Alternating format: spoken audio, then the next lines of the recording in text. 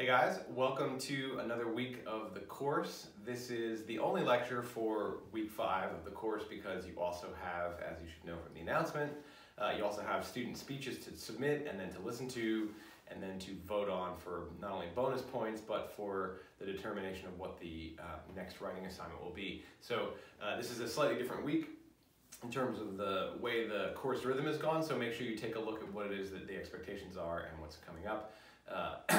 But today it is the one and only lecture for week 5. It is for me day 46 of the self-quarantine. It is it's Monday. I'm getting a little ahead of the lectures. In the past I've been a little kind of behind or rushing to keep this remote instruction on pace with what the syllabus says.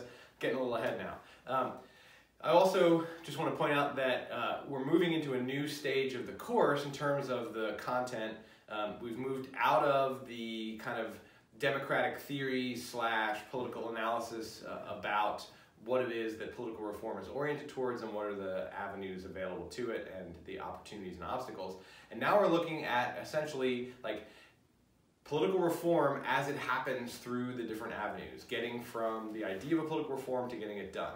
And we're going to take a variety of different looks at it, but we're definitely going to look at each of the avenues and in more depth as promised earlier in the course. And today we're starting off with amending the Constitution, which is the most difficult and most foundational form of political reform. When you change a constitution, you make as permanent of a change to the political system as is available to human society, right? Because constitutions themselves can be further changed, they can be replaced.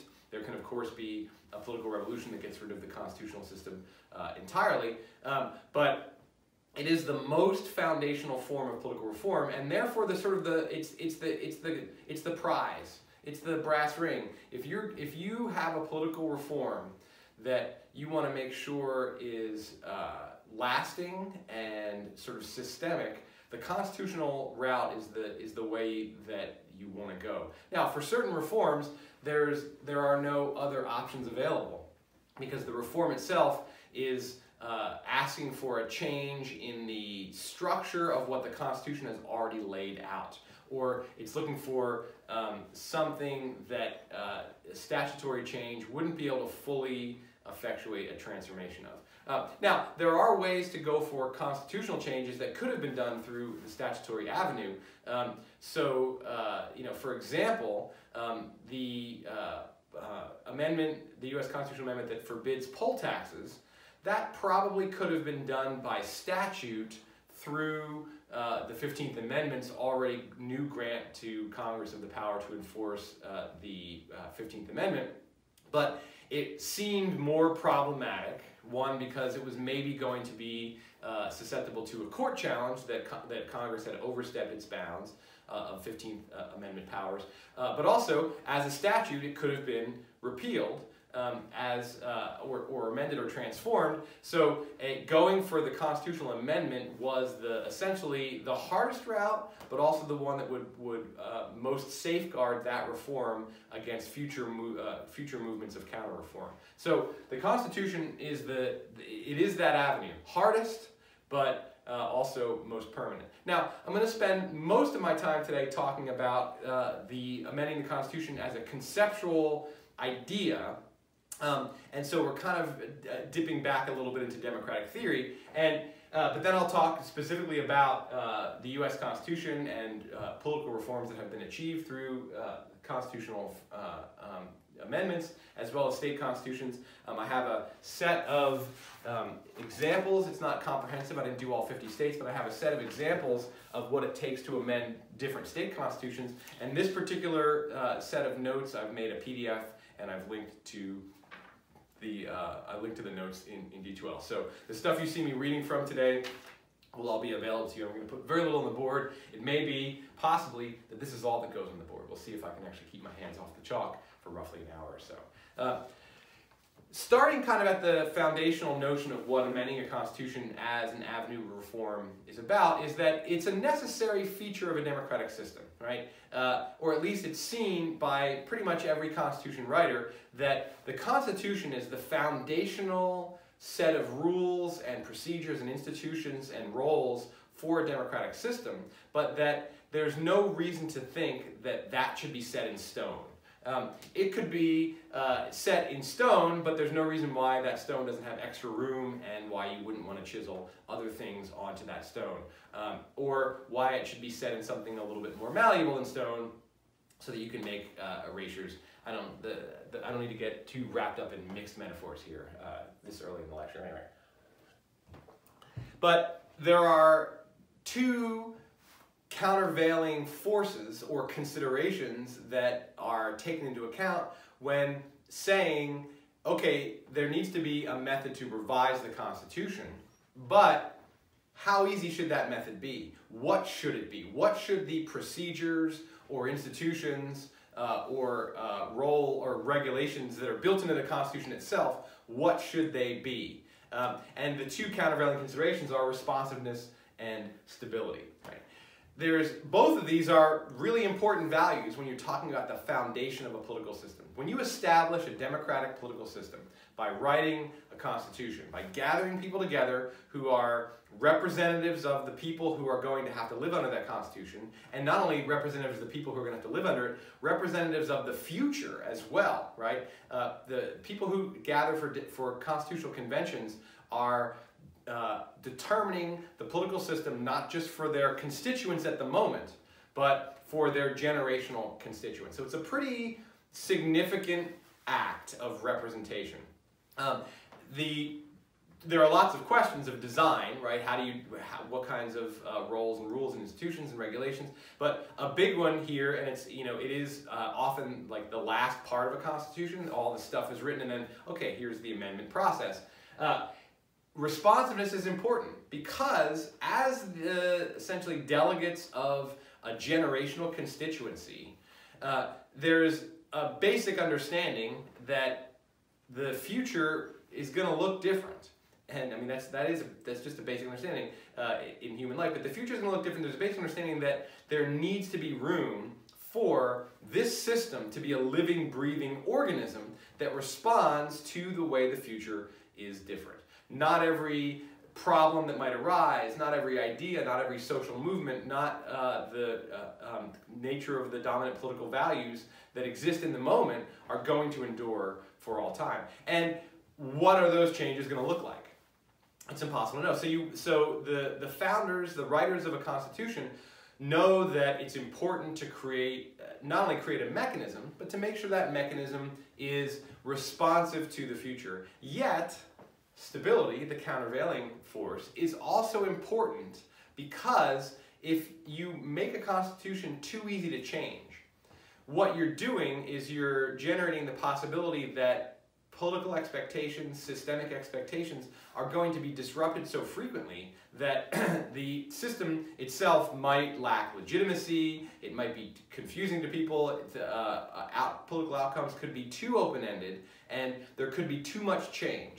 There's an acknowledgement that the people of the present and the future are potentially also going to be fickle and unwise and unreflective, and there needs to be a safeguard, at least at this foundational level, against overly precipitous change, so that the entire system can have stability, so that it can be enduring, but also so that people can have a stability of expectations, that they'll know what elections are going to look like 5 years from now. They may not know what elections are going to look like 25 years from now, but they know that if they do look different 25 years from now, that change will have had to overcome some kind of pretty major obstacle, so that it must be a really important type of change.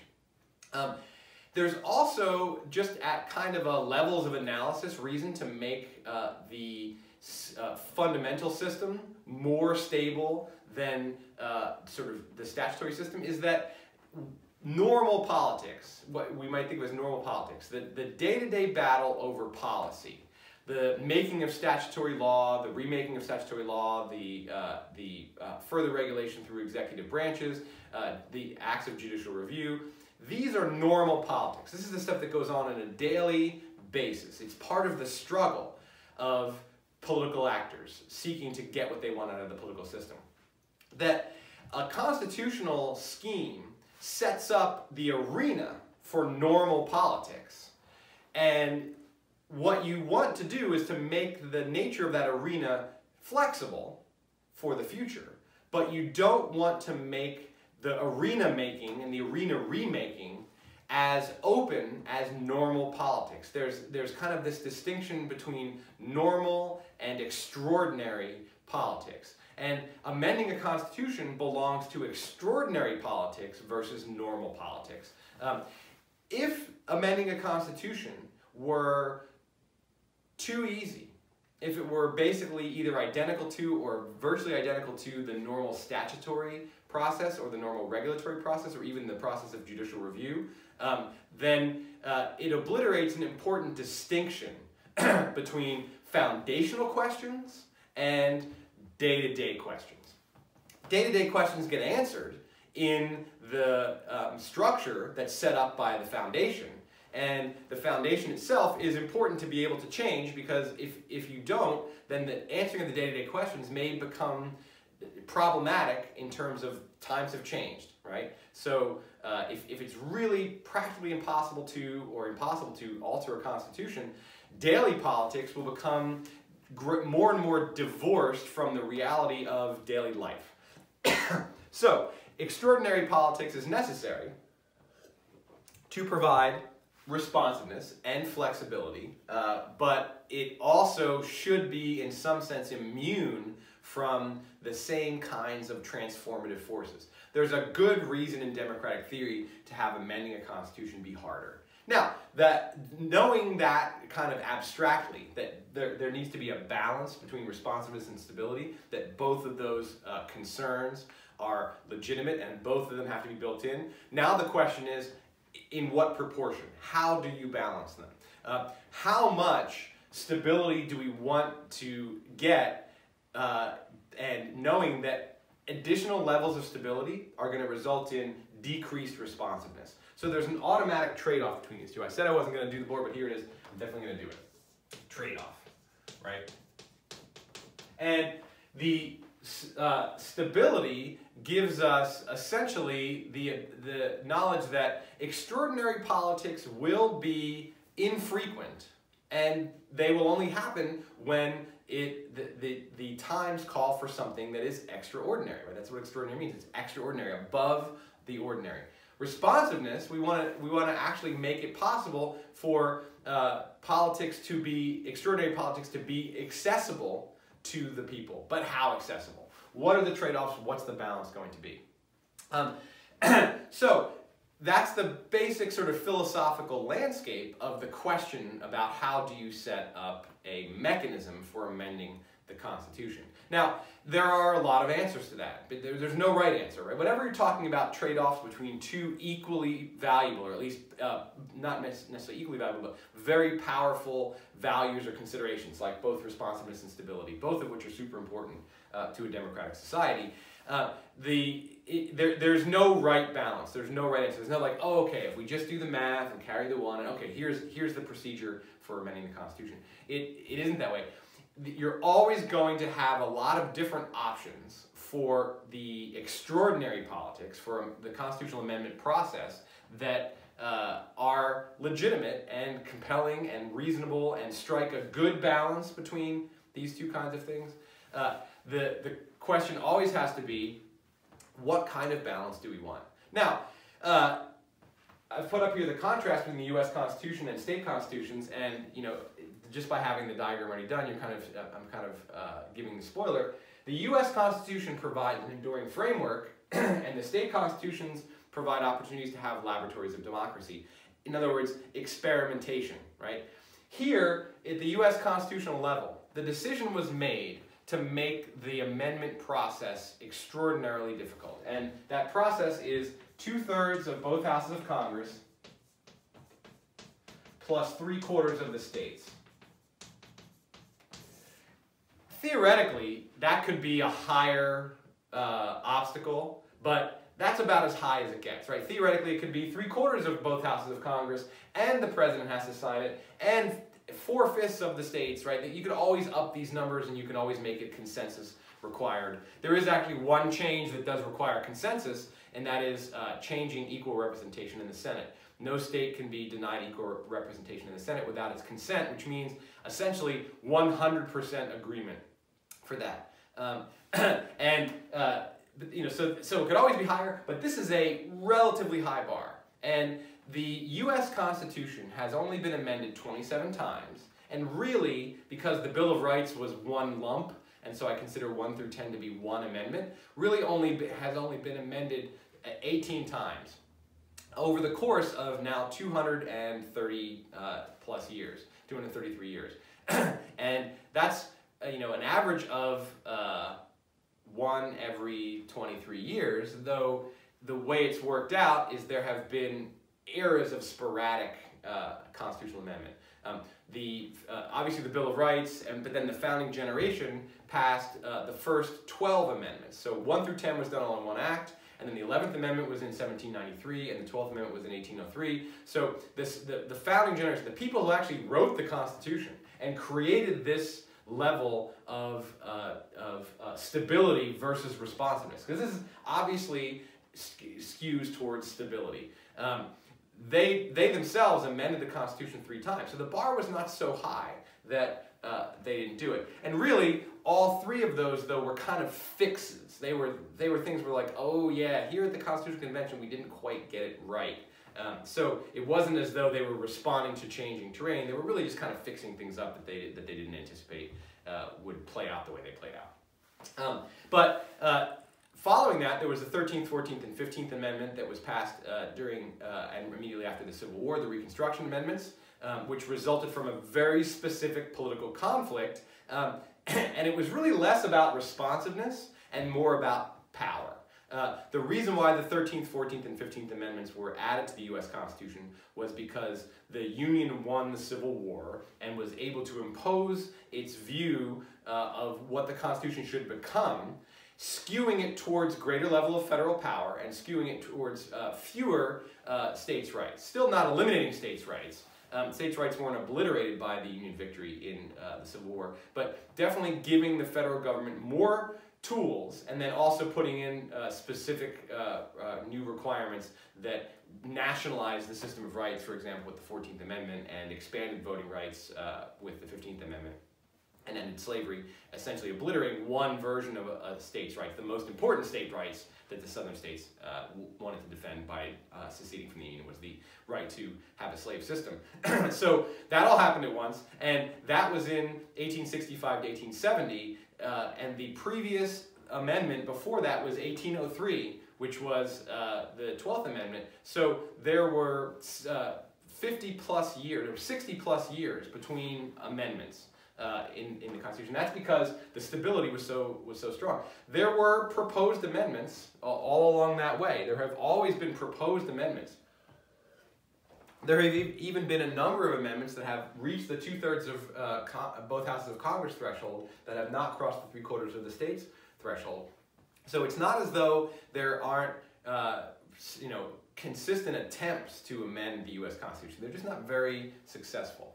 The next round of amendment was the Progressive Era, and this is when we got a series of another 3 amendments. We got the 16th, 17th, and 18th Amendments. Let's see, was it? No, it was, and the 19th Amendment. Excuse me, we got 4 amendments. I should know my constitutional amendments really well, and up to this point I pretty much do, but after 19 it gets a little fuzzy for me.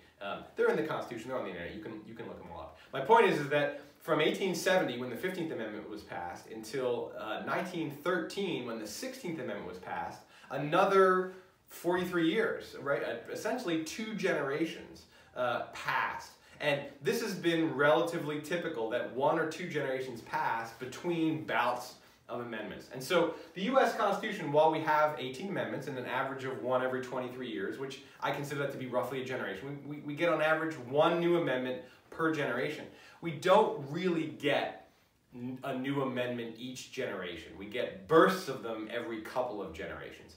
The last time the U.S. Constitution was amended was in 1992, which is at this point, as of this recording, 28 years ago. So we've already exceeded the average. And there doesn't seem to be a strong candidate for a new constitutional amendment passing both of these thresholds. There are things that have been wanted, there are things that have been proposed and even passed through at least one house of Congress, definitely not both.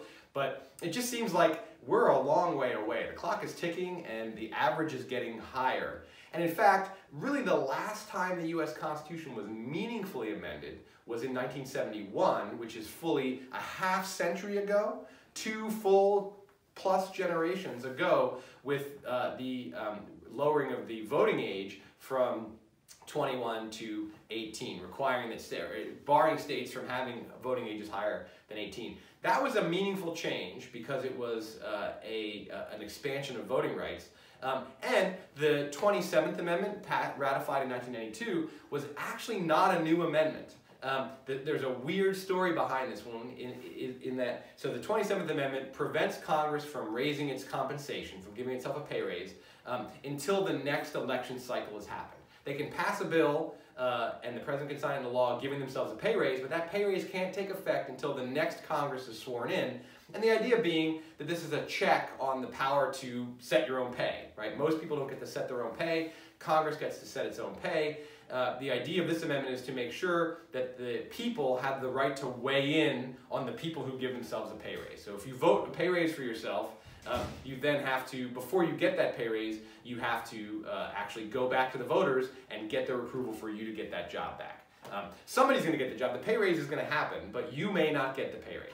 Now, this idea, that's a relatively minor correction to our system. It's a real political reform. I don't want to denigrate it. But compared to, say, expanding voting rights for young people, or expanding voting rights for African Americans, or limiting the term of the presidency to 2, or granting the federal government the right to collect an income tax, or you know, I'm just citing a variety of kind of random constitutional amendments. This is really, it's a tiny little corner that doesn't do a whole lot of good. And Congress is not raising its own pay all the time anyway. This amendment was not a response to runaway pay raises by Congress. Usually, constitutional amendments are finally a response to a long-term running problem. The 27th Amendment is a really weird one because it was part of the original Bill of Rights. In the first Congress, when sort of the Federalists had made a promise to the Anti-Federalists that if they pushed for ratification of the Constitution, they would add a Bill of Rights to the Constitution, and the first Congress got right down to the business of doing it, and James Madison took in all kinds of suggestions and received 200 plus suggested amendments, which he kind of collated and got down to 12 amendments. The Bill of Rights was 12 amendments, and those 12 amendments were all passed by 2/3 of both houses of Congress pretty quickly and sent to the states, and only amendments 3 through 12 were actually ratified by the requisite 3/4 of the states. The original OG First Amendment, which actually capped the number of constituents that could be represented by a member of the House of Representatives at 50,000, was rejected by the states and never became part of the U.S. Constitution. And if it had, the House of Representatives today would be roughly 5,000 people instead of 435 that it is. And maybe that would have been good because it would have grown, you know, in a linear fashion, well, in a slightly exponential fashion, because that's how the population has grown, but it would have grown steadily over the course of 230 years to that 5,000 level. It wouldn't have just gone, like, if we adopted that today, it would go from 435 and become an order of magnitude larger. But that was rejected.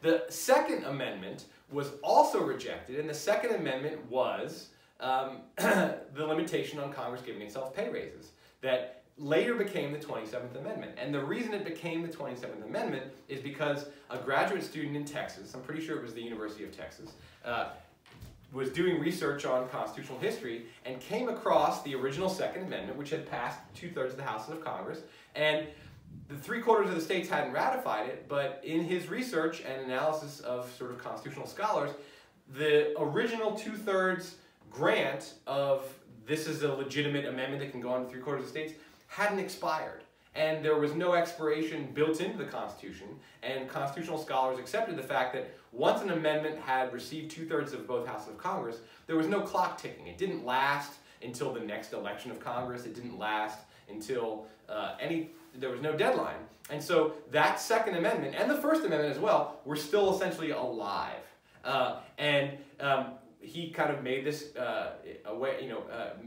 made the world aware of this, and then got state legislatures to ratify it, so that 3/4 of the states ratified it. So we got a new amendment in 1992, but that original amendment had been written in 1789 and had been passed by the two-thirds of both houses of Congress 2 centuries earlier. So it really wasn't a new constitutional amendment. And again, it was relatively minor. Now I say all this because, one, I think it's kind of a fascinating story.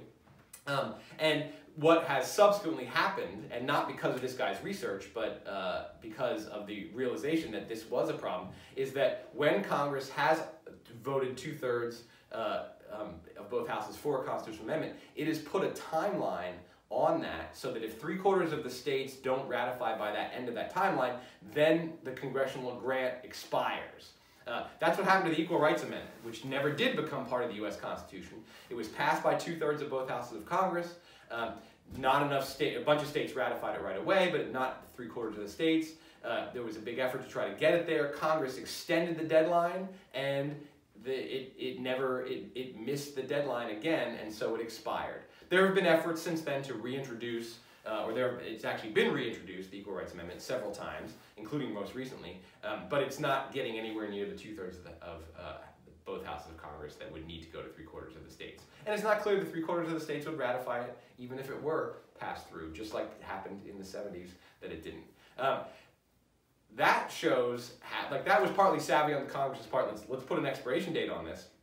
But also, that shows that there was, there's a strong tendency towards stability, the enduring framework. So the last time we had a meaningful revision of the U.S. Constitution was 1971, half a century ago and counting.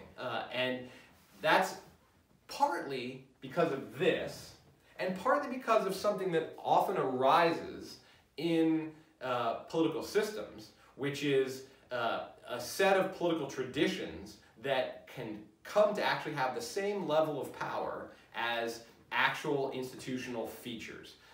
So there is a mythology of the Constitution. And there's this mythology, and there has been for a very long time, but it's continued to strengthen, around the Founding Fathers and their wisdom and the fact that they got it right, and that we've had this enduring Constitution for over 200 years, and it allowed this nation to become the most powerful nation on earth. All of that has, that mythology has fed into the fact that, the Constitution itself is untouchable. So institutionally, there's a pretty high hurdle to get across to amend the U.S. Constitution. And then when you add to that the mythology that the Constitution is perfect or nearly perfect, and touching it is really kind of potentially dangerous, then it makes the Constitution even more difficult to amend, because it makes it harder for 2/3 of members of Congress and 3/4 of states to actually say, yeah, the Constitution is broken enough that we want to fix it. It's not broken. If it ain't broke, don't fix it. That's one of that horrible cliche, but that dictum is one of the things that makes political reform in all of its avenues difficult, right? You have to first be able to show that there's a problem that needs addressing, and that the problem is bad enough to risk change, uncertainty of change. Our Constitution, I just really don't see our Constitution being amended in any meaningful way, or even at all, even in a kind of ceremonial way, it could take something that I don't see coming. Of course, the world has all kinds of things coming. Who saw the coronavirus pandemic coming? Well, some people saw it coming, but most of us didn't see it coming. Who knows? I don't think this is going to be the kind of disruption, major as it is, to our culture and to our economic system, being disruptive enough that it's going to produce a movement to create a constitutional amendment. It's definitely producing a movement to create new policies, and new statutes are being written, new regulations and new funding. All that stuff is happening, but that's still also sort of just normal politics in the sense of day-to-day responding to things that are going on. To get extraordinary politics back into the life of the nation at the U.S. level seems to me kind of unthinkable. Partly that's also because of this distinction. The enduring framework that the U.S. Constitution establishes is a federal system whereby all of the states get to write their own constitutions, and they get to do so with a different balance between responsiveness and stability. And also, the states get to have their own day-to-day normal politics differently from each other. Different states pursue different policy avenues and have different outcomes, and people around the country get to look at it and see, like, oh, okay, here's what's going on in one place, that we don't want that to happen here. Or, oh, that would have seemed like a risky change to us, but you did it, and we watched it, and it wasn't so bad. I think one of the most recent examples is the legalization of marijuana, which in a lot of states would have seemed risky and problematic, and are kids going to get high a lot, and is it really going to produce the kind of revenue, and what's going to happen when you disrupt this black market, and is it really a good idea to legitimize the idea of taking a new drug, in addition to alcohol and cigarettes that our culture already validates. Well, once Colorado and Washington did it, it gave the rest of the country an opportunity to look at this reform in action. They were laboratories of democracy, and Oregon followed sort of soon afterwards. I still think that Oregonians, our pride, it was a little stung by us not being first across the finish line on legalization of marijuana. California and Oregon seem like they should have been the ones. But Oregon and Washington, excuse me, Colorado and Washington were the laboratories of democracy for that, giving the rest of the country a chance to see what it would look like.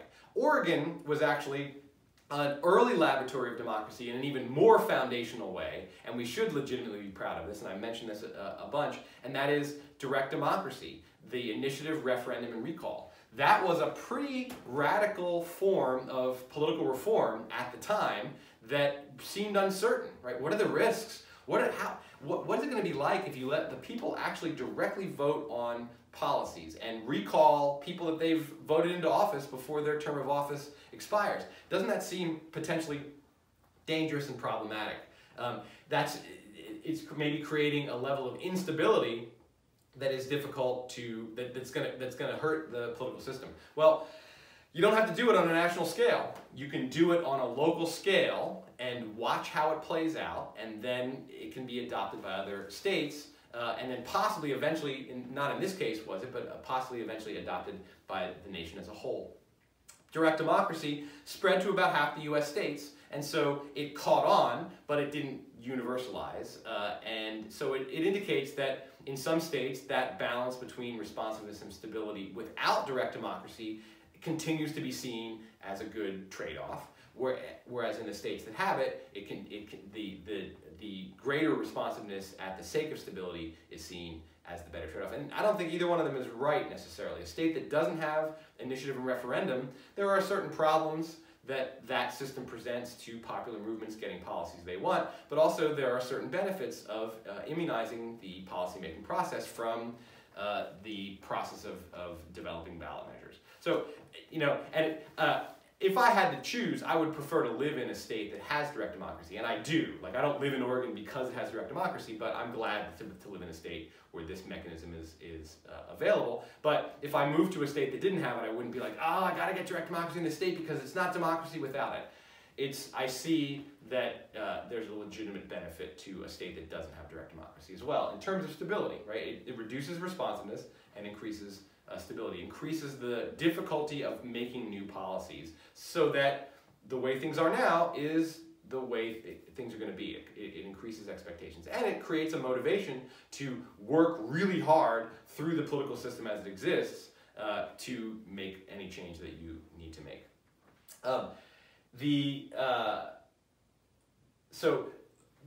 Oregon has been a laboratory of democracy in this way. I had a point that I was going to make about that, and I talked myself out of remembering what it was. It's all right. It'll either come back to me or it wasn't important enough. I want to go through and talk about what it takes to amend state constitutions now in the United States. And this is where I'll be reading from some notes that are available to you. Mostly because I want to show you, one, the diversity of ways that you can balance responsiveness and stability. Two, that there are some patterns that emerge. Three, how much the laboratory of democracy concept and how much the enduring framework that the U.S. has created has led to variation. One of the things to notice on this list of 1, 2, 3, 4, 5, 6, 7, 8, 9, 10. So, 20% of the states are represented in this list. And I didn't pick them for any reasons other than that they had kind of a decent diversity, though this does not represent all the diversity of ways of amending state constitutions. But the first thing you can notice if you zip through, and I put in all of them, when the current Constitution was written. Delaware, 1897, Florida, 1968, Georgia, 1982, Iowa, 1857, Michigan, 1961 to 62, New Jersey, 1947, Minnesota, 1857, Oregon, 1857, and amended significantly in 1902.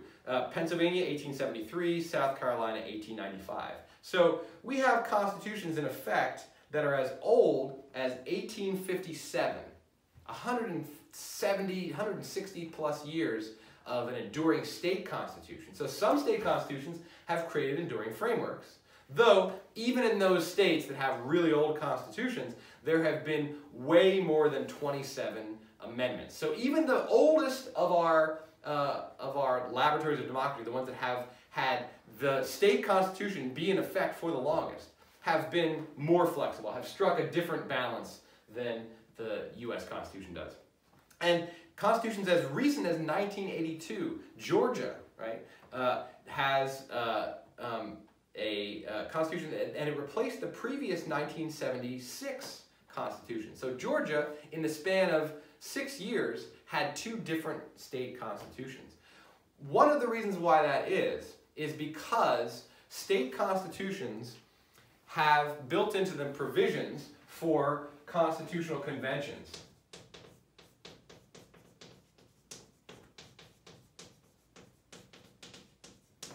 Now, the U.S. Constitution does as well. There are 2 mechanisms in Article 5 for amending the U.S. Constitution. One is this method that has been used now 27 times, and the other is the calling of an amendment writing convention that will then adopt things, essentially a new constitutional convention. And many states have constitutional conventions that result not in a total rewriting of the Constitution, as happened in Georgia in 1976 and then in 1982, but in the proposal and adoption of a bunch of amendments. And we'll see as we go through the list that is a normal mechanism that is built in and used. It's built into the U.S. Constitution too, but I don't even put it up here because it's never been used, and it seems really unlikely that it will be used. And one of the reasons why it seems unlikely that it will be used is because once the National Amendment Writing Convention is called, the normal barriers to amending the U.S. Constitution drop away, and the convention itself is going to produce 1 or more amendments. And so it trades off that stability for responsiveness. It creates a moment of like ultra responsiveness. Like, what do the people who are gathered here, what do they care about? What are the political reforms that are on the table? You could write 5 or 10 amendments in that constitutional convention, and that's scary to people. And so and partly the mythology of the U.S. Constitution is that it's fine. We can maybe tinker with it, but let's just leave it alone. State constitutions don't have that same mythology. Now, the longer they're around, right? The Iowa Constitution. I'm from Iowa. I've been through Iowa. I've done a few things there, but I don't really know anything about the politics. Iowa has a 150-plus-year-old constitution. Oregon also has a 150-plus-year-old constitution, but there was a significant amendment movement in 1902 when the Oregon system was put in place, when actually amending the Oregon Constitution became easier to do through direct democracy. Talk about that in a minute. But while we've had a 150-year constitution, we Oregonians, this I can speak to because I know the political culture here pretty well, we do not reverence our state constitution the way Americans reverence the U.S. Constitution. And we amend it all the time. And we have an amendment mechanism that's relatively easy. It's among the easiest constitutional amendment processes among all of the 50 states that exists. So we have an enduring framework, but it's a very flexible, changing framework. The U.S. Constitution has an enduring framework that's a very inflexible, unchanging, highly mythologized, institutionally protected form of the U.S. Constitution. So one of the great things about our federal system, and there are a variety of them, is that And of course it causes problems too, as we're seeing right now with the difference between state responses and the federal response to the coronavirus pandemic. But one of the benefits of it is that the US Constitution can stay fixed in stone. And yet, we as Americans, and at least in different states, have the opportunity to engage in constitutional amendment, political reform activity. And since so much of what goes on in politics happens at the state level, and I think that's another thing that we're seeing right now in the pandemic response, is that states actually do a whole lot, right? The federal government and national politics takes up almost all of the bandwidth of our attention on politics. And I'm partly responsible for that. I teach American politics. I don't teach state and local. So I'm reinforcing that that perception that national politics is everything. But so much of politics happens at the, not politics, but policy and government action happens at the state and local level. And there's a lot of diversity in that. And there are the foundational system, the distinction between normal politics and extraordinary politics is less sharp in many of the states. And what we do get also in the 50 states is we get a diversity. Some states have a level of distinction between normal politics and extraordinary politics that's closer to the US Constitution, and some of them have ones that are closer to the Oregon Constitution. Really, at the two ends of the spectrum in the United States stands Oregon, probably the easiest, or at least one of the handful of easiest constitutions to amend, and the US Constitution, the hardest, both institutionally and culturally, to amend. So part of what's allowed the US Constitution to be such an enduring framework and to tilt heavily towards stability and away from responsiveness is that responsiveness is available in other places within our political system. If we had a fully integrated national system, like a lot of democracies have, where instead of having shared power and divided responsibilities and kind of this uncomfortable overlap and then not really sure when the states get to rule and when the federal government gets to rule, if we had an integrated national system, it would be more problematic to have such a strongly enduring national framework, because it wouldn't leave any kind of avenues for easier political reform anywhere else in the system, since it would all be under one integrated national system. We don't have that, and that was not intended, right? The delegates to the US Constitutional Convention did not say to themselves, oh, this is great, we'll make the US Constitution really hard to change because the state constitutions are going to be easy to change, and that'll balance responsiveness and stability in a really good way. We essentially get to have both things.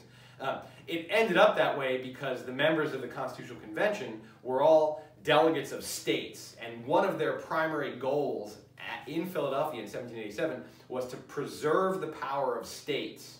That was a shared interest that both connected the delegates but also divided them against each other, because each of the states had different types of interests. It produced a lot of compromises, but what it definitely produced was a federal system that created two different domains for constitutional amendment. It created two different places in which extraordinary politics could be carried out. At the national level, which they immunized from change at a high level, and it's become only more and more immune over the decades and centuries, and states which could vary in the level of immunity that their systems established to political change. Let's go through and I just want to list quickly, because it's in the notes and you can read it, the differences between states. In Delaware, 2/3 of all the members elected to each house have to vote on an amendment. Now, that's pretty high in terms of a supermajority, right? 2/3 is 66.6%, 67%, but it doesn't require any other step. It's a single step mechanism. So what are the potential mechanisms? Let's see, right, I won't write it down, I'll just say it. The board is fine. Majority versus supermajority. That's one way to decide on responsiveness versus stability. A majority is highly responsive and gives up stability because majorities change. So if you can amend your state's constitution with a simple majority of either representatives or voters, you've essentially obliterated the distinction between extraordinary politics and normal politics, right? That's at the most extreme end where there's no distinction between these two. And what you've done is you've just created a highly responsive system. Now, it doesn't mean it's it's going to be zigzagging all over the place, because if you still need a simple majority, that still requires generating political coalitions that can make movements towards political reform, but it's the lowest possible barrier there is. Now, Oregon has almost exactly that. To amend our Constitution requires a simple majority of voters in a ballot measure, but that ballot measure has to get a number of signatures that's higher than a normal ballot measure that just changes policy. So there's one speed bump, but we're basically a majoritarian constitutional amendment system. Delaware has a supermajority. And then once you've decided on supermajority, there are really three kind of standard supermajorities. In theory, a supermajority could be anything. It could be 53%, it could be 57%. But the way it's played out, because of, I don't know, the stupidities of the way our minds work, what's used are simple fractions. 2/3 is very common, as in Delaware. 3/4, which is 60%, is also very common. 3/5, which is 60%, and then 3/4, which is 75%, are also very common. All three of those are used. There's no reason why a state constitution couldn't say 57% or 62%. That just doesn't make a nice fraction, and so really kind of culturally we avoid those kinds of things. But once you've decided that majority is too responsive and not stable enough, what supermajority? The bigger the supermajority, the more you're trading off losing responsiveness and gaining stability. Florida, which has a constitution that came in 1968, was proposed in special sessions of the Florida legislature in 1968 through 3 joint resolutions, and then the electorate ratified the new constitution via referendum. So Florida actually changed their constitution the year that I was born, so within my lifetime, with what would, is a pretty straightforward, simple 3 joint resolutions in the legislature, which is joint resolutions require a majority rule, and then a statewide referendum, which just required majority rule. Basically, the standard kind, a 2-tiered kind, but the standard kind of way policy could be made. So Florida remade its constitution in 1968, within my lifetime, through normal politics. And the new constitution created 5 ways of amending the Florida Constitution. So there's a lot of essentially uncharacteristic, unfamiliar innovation in the Florida system. Way number 1, 3/5 vote of the membership of both houses in the Florida legislature. Now, before I go through these lists, the 2 ways of dealing with how do you balance responsiveness and stability. One is majority versus supermajority, and if you go supermajority, what's the level? And then the second one is, are there multiple levels of approval required? And if there's not, that single level, and then you either have a majority or supermajority. The U.S. Constitution has a double level, right? In both cases, you need 2/3 of the Houses of Congress, and then another level, another group approves it. Or it has to be 2/3 of the House of Congress create a national national amendment convention, and that convention can then make amendments by simple majority. So that's a double layer method. You could presumably have a triple layer method, but the standard way, the range of options that are used out there, in theory you could have 3 levels, 4 levels, any number of levels, but the standard way out there is either a single mechanism, like Delaware has, 2/3 of both houses of the legislature, or a double mechanism. Florida's new constitution was a double mechanism. The legislature passed 3 joint resolutions, and the electorate ratified it through a referendum. That's a pretty standard double method. An elected body and then the people. Or in the case of the U.S. Constitution, an elected body and then a group of elected bodies, 3/4 of the states. So Florida's 5 ways are 3/5 vote of the membership of both houses. Supermajority, lower than Delaware. 3/4 is 60%, 2/3 is 67%. So lower threshold, single mechanism. A constitutional revision committee consisting of 37 members that will meet every 20 years to consider and propose amendments, right? And then those amendments have to go to the people for ratification.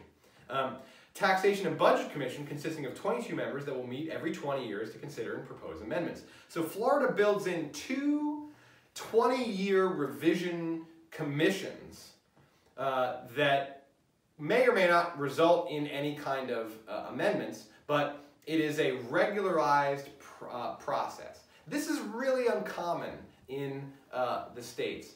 Portland, actually, our city charter has a charter revision commission that has to be done. I think it's every 25 years, and we're coming up on that cycle pretty soon. We'll talk about that later in this class. But that's a relatively uncommon, that there's a cyclical required commission. Now, it doesn't mean that amendments have to be passed, right? That would be a little too much determining the future. It's like, okay, every 20 years you meet and you got to pass at least one amendment.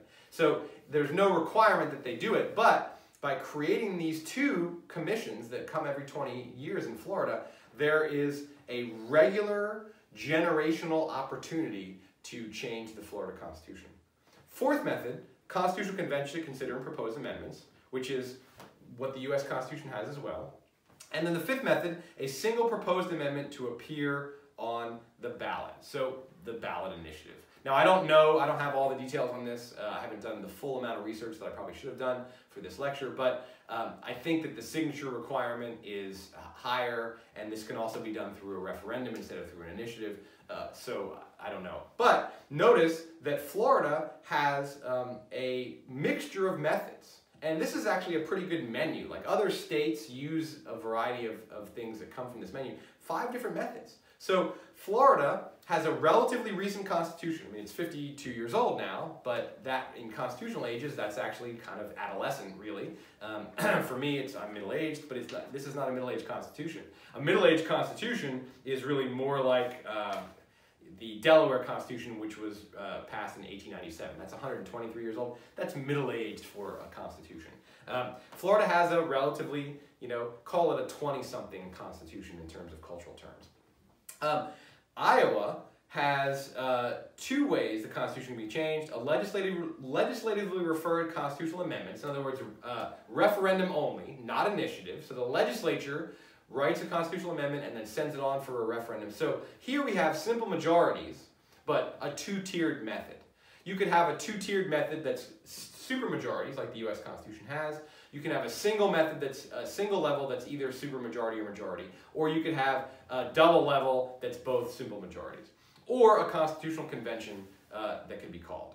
And I don't know what the requirements are for calling that in Iowa. Michigan has 3 ways: a legislatively referred constitutional amendment, which is the same thing that Iowa has; an initiated constitutional amendment, which is the same thing that Oregon has; or a constitutional convention. So 3 different methods.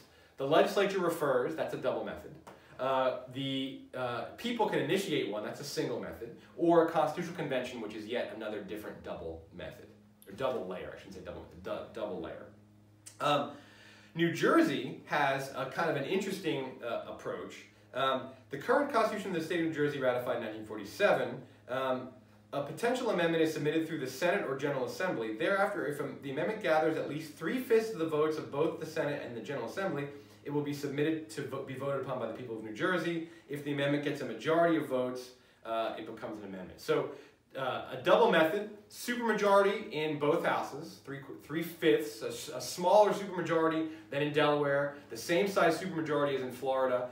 But in Florida, if 3/5 of each house do it, it's an amendment, whereas in New Jersey, it then has to go to the people for a majority vote. Oh, that's right. It's Pennsylvania that actually has, I thought it was New Jersey, it's Pennsylvania that has a kind of an interesting version of it, which is that the state constitution may be amended after a majority vote of 2 consecutive sessions of the General Assembly, followed by an affirmative vote by the electorate, and that means a referendum. So a simple majority in the Pennsylvania legislature, but 2 sessions in a row, so 2 different groups of elected officials. So what happens is a majority passes a constitutional amendment. That the members of the Pennsylvania General Assembly then have to go through a re-election campaign. Whoever wins and loses it forms the next assembly, and then that assembly has to vote the same amendment, majority rule, and then it goes to the people for a simple majority referendum.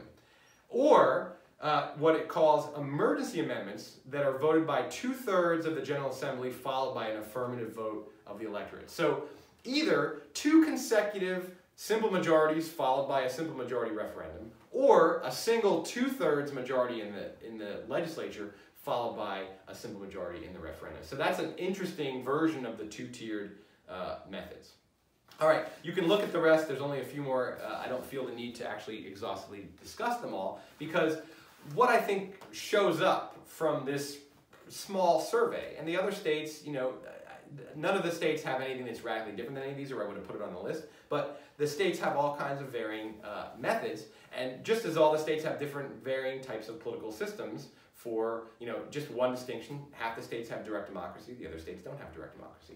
The Laboratories of Democracy concept really does apply in actual fact in at the foundational level, at the level of what I've called today extraordinary politics, where the fundamental nature of the system is up for transformation via constitutional amendment. We have a lot of diversity.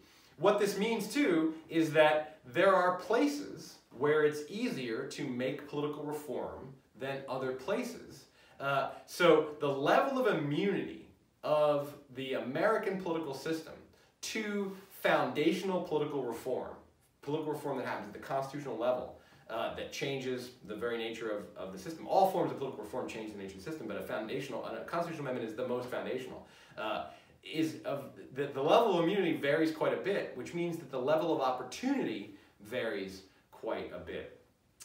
In Oregon, we have a relatively low immunity of our current status quo system to change. Now, one of the things that adds a little boost to that immunity is that not only is there a higher signature threshold, but it's not significantly higher. I'm pretty sure that it's 2% of the number of voters in the previous gubernatorial election have to sign it for a regular ballot measure, and 3% have to sign it for a constitutional amendment, which is 50% more signatures. But another piece of that immunity is that it has to be a single issue. And single issue ballot measures can't get you very far in the world of political reform. One of the nice things about the referendum mechanism that a lot of states clearly have, or the legislative mechanism, where you go directly through the state legislature and never have to refer it to the people, is that it allows for a more complex amendment to be passed than a single issue ballot measure. So Oregon's level of immunity is relatively low, but still there is a distinction between normal politics, where we set budgets and policies, and extraordinary politics, where the constitutional system is changed. It's easier to get rid of legalized marijuana in Oregon than it is to change the Constitution to say limit the term of office of state senators to 3 terms, which would be a single issue ballot measure, right? It's easier to get rid of. Now, it might not be easier in terms of the political wins, right? Because if marijuana legalization, rolling that back is, you know, that's not going to get a lot of approval. But in terms of the mechanism, marijuana is in the normal politics arena. Any change to marijuana policy is in the normal politics arena. Any change to our electoral system, anything that has to do with the way the political system works, either elections or institutions or procedures, is slightly more immunized. There is a greater level of stability. So again, in Oregon, the trade-off is way different. It's at the other end of the spectrum than it is at the U.S. level. And one of the things that allows the Laboratories of Democracy concept is really nice because, one, it creates a diversity of opportunities to making fundamental changes, and 2, it creates chances to learn lessons. Oh, that's right. This is what I wanted to why I wanted to talk about Oregon and Laboratories of Democracy. I knew it would come back to me, and here it is at the relevant time. One of the benefits of the Laboratories of Democracy concept is that other states and the nation get a chance to see the consequences of some kind of change. Oregon had prohibition 5 years before national prohibition.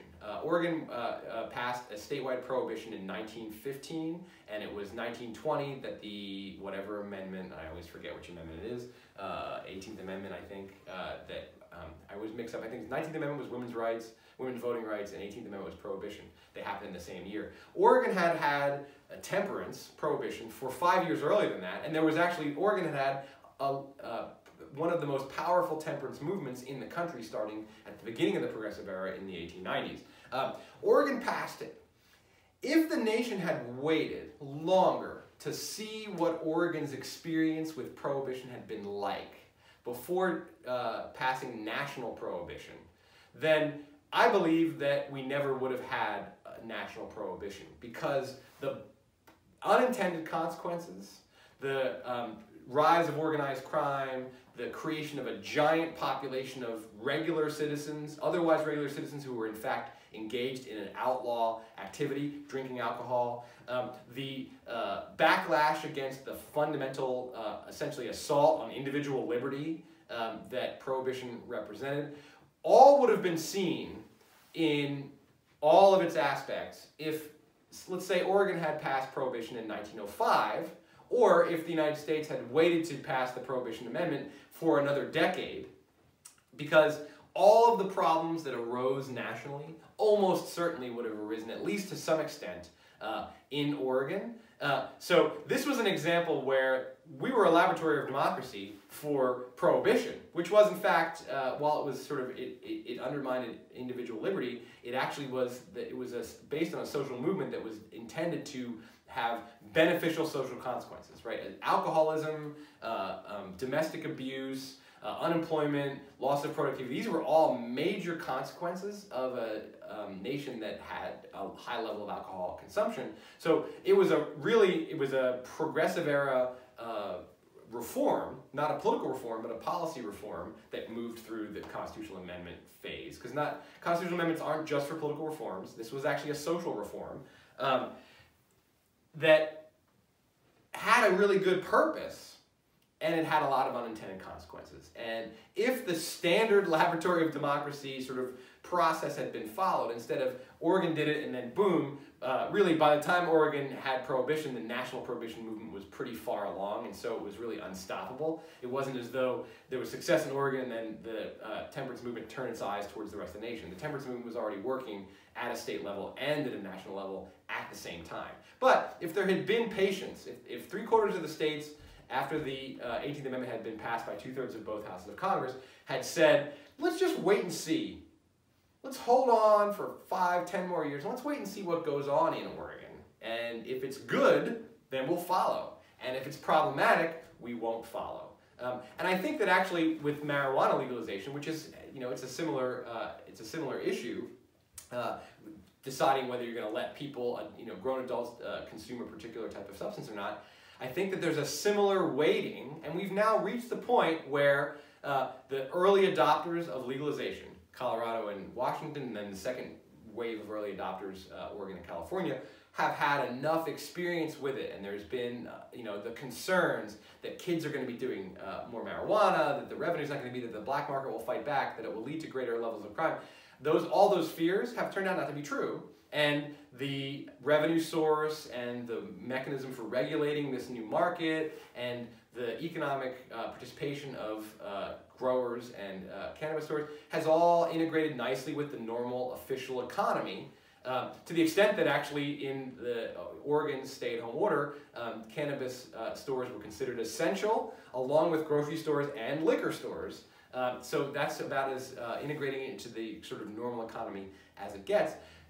This small handful of laboratories of democracy is making it easier for other states that would otherwise be very reluctant to do so because of the differences in their political culture and the different place that marijuana kind of has in the regional culture of that area, to adopt this. Now, I've strayed from the issue of political reform because marijuana and prohibition are both social reforms, not political reform, but the mechanisms are similar. And the laboratory of democracy concept is really, it makes room, and I bring up prohibition, and I'm glad I remembered that example. I bring up prohibition to point out what happens when you actually don't let the dynamics of the laboratory of democracy play out. I think that it was problematic that the 18th Amendment was added to the U.S. Constitution. As part of this, it was packaged in. There were 3 other amendments. It was the Progressive Era, there was direct election of senators, income tax, and granting women the right to vote, all of which have endured and are really important, all 3 of which are political reforms that change the way the political system functions in really profound ways. But the prohibition was kind of smuggled into that movement. I shouldn't say smuggled because that makes it seem like it was unwanted, but it was caught up in that momentum. And the normal dynamics of the laboratory of democracy, where you do something and you wait to see what impact it has, were ignored. And because national prohibition was I won't say catastrophic, but it was highly problematic, particularly in the enduring legacy. Even after it was repealed, the organized crime networks that were established during Prohibition didn't just go away. They actually just went other, even more nefarious places.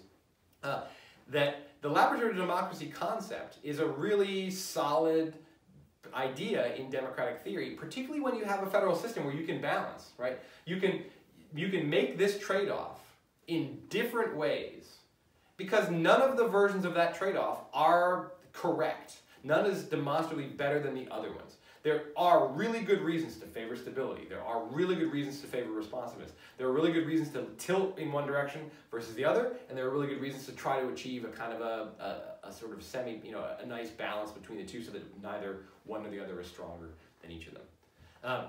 So that's amending the Constitution. It's way more complex than this, which is the dominant thing we think of. I just wanted to get that point across. But it still is the most difficult mechanism of political reform. It's just in certain places, it's more difficult than in other places. If that's not a terribly convoluted phrase to use, it is the one I'm going to be ending on. That's this week. Next week and the following week, we're going to be looking at the statutory, the judicial, and the direct democracy routes to political reform and drill down more deeply in them as I did with the Amending the Constitution here today. And in those cases, we're going to look at really specific versions of political reforms that came through those different avenues. All right, until next week, enjoy week 5. Make sure that you're paying attention to what's due and that you're paying attention to the fact that the quarter is going to be over really, really quickly, probably even more quickly this time than ever because of the strangeness of the world that we're living in. All right, well, I hope that the strangeness of the world we're living in is treating you well and treating you more well than it is treating you with burdens and difficulties.